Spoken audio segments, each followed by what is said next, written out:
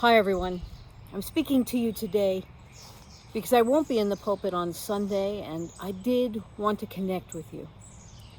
Because right now, if you're a committed anti-racist, if you've been somebody struggling to live the pledge, if you are a person of color, these days are awful, awful.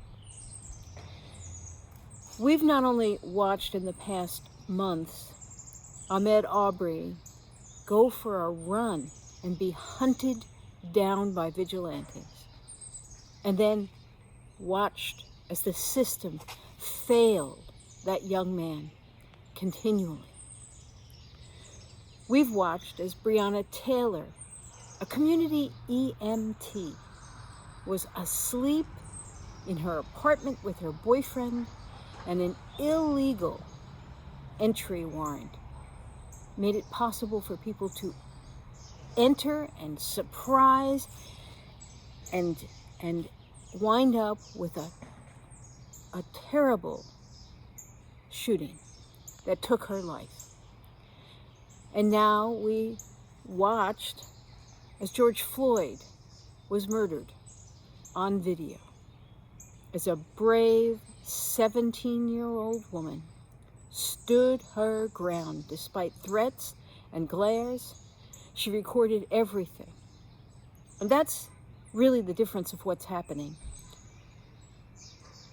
Black bodies have always been abused and murdered in this system of white supremacy that we're a part of. Oh, if those words offend you, please call me, talk to me, because I can make a case that there's no other words which describe the systemic, unrelenting, and omnipresent racism that's everywhere in the system. Now, I am proud of the work that we have done so far, but clearly, if you're committed to that work, this week has told you that we are not sufficiently effective. We've always known that in our lifetime we're unable to anticipate seeing a change. But I think of that 17-year-old girl, and I think about our church, and I ask myself, would our children stand their ground and videotape? Would they raise their voice? That's why this church is so important. So people have asked me, should we have a vigil, safe distancing? Should we have a protest? Should we join with other protests? And I have to say to you, I am tired. There's a verse in the Psalms from Jewish scripture that says, I'm tired of burnt offerings, meaning don't tell me about all the glorious sacrifices you're going to make. I don't think that's what we're called to. We need to recommit ourselves to the pledges that we have made, to the work of anti-racism, and to the commitment that says that even when it's horrible, even when it is something that tears from you a sense of your humanity and asks us, how could this be? Even then, we have to double down. So, let's write every legislator we have, federal, state. Let's tell them in the city of Richmond, in Chesterfield County, in Henrico, in Goochland, in Amelia, in Hanover, in Prince William and Mary.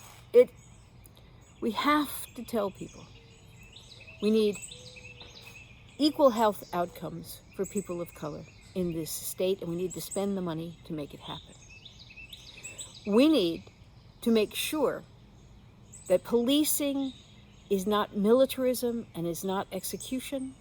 We need to make it impossible for police forces to go unpunished.